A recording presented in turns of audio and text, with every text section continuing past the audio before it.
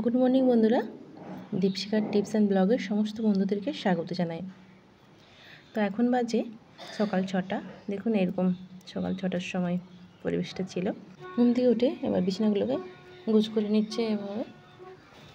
তো মানুষের দৈনন্দিন জীবনে সকলেই এরকমভাবে ঘরের গৃহবধূরা এরকমভাবে কাজ করে।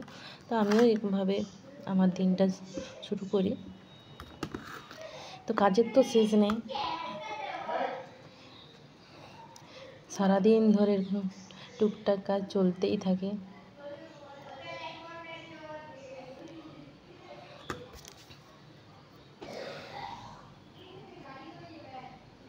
তো এরকমভাবে আমি বিছানা সমস্ত কিছু গোছ করে এবার রান্না টান্না করে নিতে হবে, কারণ বাচ্চাদের স্কুল আছে, তাদেরকে টাইমে না বের করলে আবার মুশকিল আছে। তো তাদেরকে রান্না করে আবার খাবার দিতে হবে, স্নান টান করে রেডি করা, বই গুছানো। কাজের কি আর শেষ আছে? কাজের শেষ নেই। এবার জামা কাপড় যেগুলো থাকবে বাসি জামা কাপড় সেগুলো আবার কাচতে দাও, সেগুলো আবার মেশিনে দিয়ে দিচ্ছি আমি।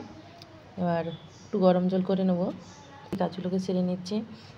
এখানে জল গরম করতে বসিয়ে দিলাম, এবার মেশিনে কাপড় কাচতে দিয়ে দেবো।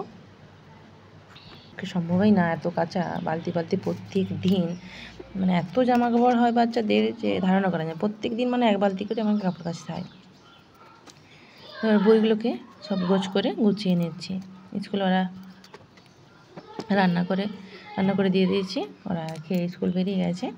এবার সমস্ত যে বই চারপাশে এলোথেলো করে রেখেছিল এলোমেলো করে, সেইগুলোকে আমি গোছ করে রেখে দিচ্ছি। সারাদিন এরকম আমার কাজ চলছেই, মানে সকাল থেকে সন্ধ্যে পর্যন্ত আমার একটুকুনো নিস্তার নেই।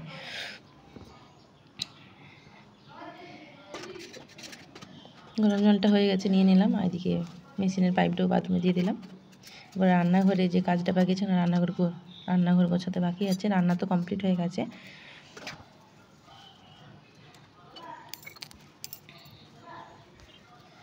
এবার সব মোছামুছি করে নিচ্ছি, সব পরিষ্কার করতে হবে, আর ফ্রিজ মুছতে হবে। এগুলো কাজগুলো দৈনন্দিন আমি এগুলো করে থাকি নিজেই।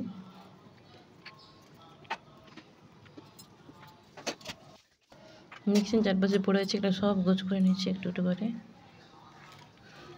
এগুলো বলতে কত সোজা, কিন্তু কাজগুলো করতে কতক্ষণ সময় লাগে বলুন তো? আমার তো একটু বেশিক্ষণেই সময় লাগে, আমি তত চটপট করতে পারি না। সব গোছ করে নিয়েছি। এবার কাজটা হচ্ছে ফ্রিজটা মুছে নেবো।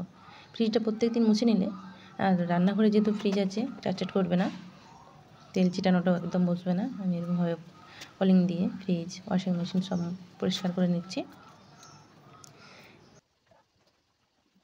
এই কাজগুলো ঝটপট সেরে স্নান করতে যাচ্ছি, স্নান করে চলে এলাম। এবার পুজোটা সেরে নিচ্ছি টাপ করে।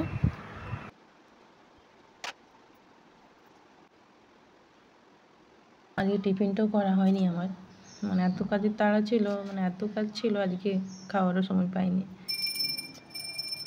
তো পুজো হয়ে গেছে, একবার ভাত খেয়ে নিচ্ছি তাড়াতাড়ি করে।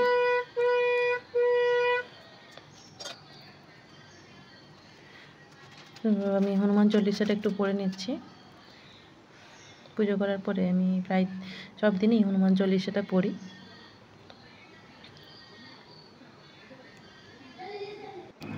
আমি পুজো করার সময় হনুমান চল্লিশা প্রত্যেক দিনই পড়ি। আপনারা কে কে পড়েন আমাকে একটু কমেন্টে জানাবেন।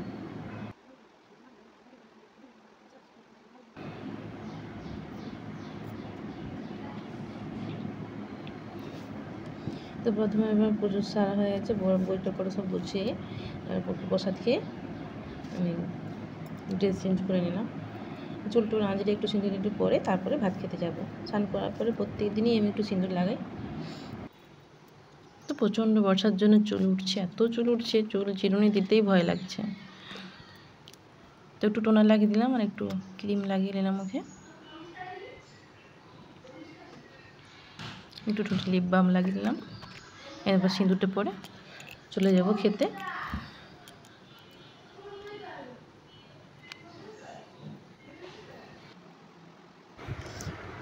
আজ এরকম রান্না বান্না করিনি, আজ একটাই তরকারি মাত্র করেছি, ঝিঙে আলু আর চিংড়ি মাছের পোস্ত বানিয়েছি, ডাল সেদ্ধ আর রায়তা করে নিয়েছি। আমার রায়তাটা খুব প্রিয় ভাতের সাথে, একটু কাঁচা লঙ্কা, কাঁকুড়, গোলমরিচ আর লবণ দিয়ে।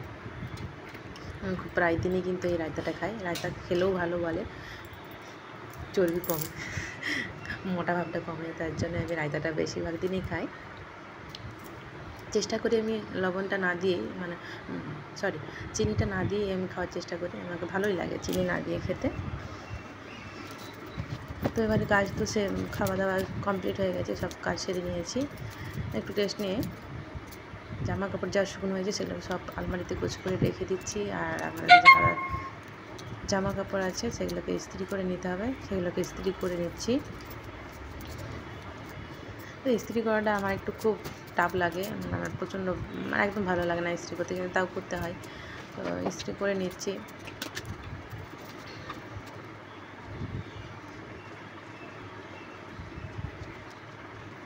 এটা হয়ে গেলে একটু রেস্ট নেবো, তারপর আবার বাচ্চাদেরকে আনতে যাবো স্কুল থেকে।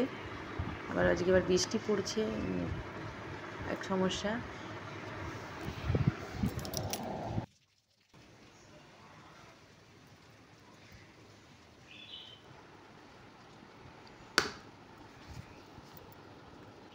বেশিক্ষণ আমার দাঁড়িয়ে দাঁড়িয়ে কাজ করলে আমার দেখে আবার এরকম কোমর ব্যথা করতে থাকে, যার জন্য আমি একটু করে রেস্ট নিই।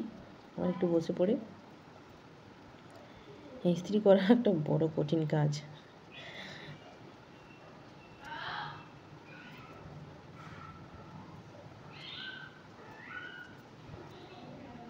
করে নিয়েছি, এবার এটা রেখে দিচ্ছি। বাচ্চাদেরকে নিয়ে চলে এসেছি, বিকেলে এবার ওদেরকে টিফিন বানিয়ে দিতে হবে। তো বলছে আজকে ম্যাগি খাবে, মুড়ি টুড়ি খাবে না, অন্য কিছু। আজকে ওদের জন্য একটু ম্যাগি সিদ্ধ করে নিচ্ছি। ওরা আবার ফ্রাই ম্যাগি আবার খায় না, এরকম মশলা দিয়ে শুধু সেদ্ধ করে নিতে হবে। একটু সস পেপার থেকে গোলমরিচ দিয়ে দিলেই ওদের এটা পছন্দ করে। আর ওনাদের দাদারা এসছে, তার জন্য আবার এরকম ম্যাগি স্যুপ বানিয়ে দিলাম, আমার আর ওর জন্য, দাদাদের জন্য। আমরা দুজনে আবার ম্যাগি স্যুপ খেয়ে নিলাম। বিকেলের এটাই আমাদের ছিল নাস্তা। সন্ধ্যের সময় বাচ্চাদেরকে একটু পড়তে বসেছিলাম, পড়া কমপ্লিট হয়ে গেছে। এবার রাত 9টা বাজে, আমি এখন একটু ডিনারের ব্যবস্থা করছি। তো ওরা কিছু সেরকম খাবে না, যার জন্য একটু আলু, শুকনো লঙ্কা আর গোটা জিরে দিয়ে একটু ভেজে নিচ্ছি, উপর থেকে পেঁয়াজ দিয়ে দেবো। আজকে মুড়ি খাওয়া দাওয়া হবে, আর মুড়ির সাথে আজকে রয়েছে ডাল ভাতে। তো আজকে এটা দিয়ে আমরা খাওয়া দাওয়া করলাম রাতের ডিনার। গুড নাইট বন্ধুরা, আবার দেখাচ্ছে নেক্সট ব্লগে।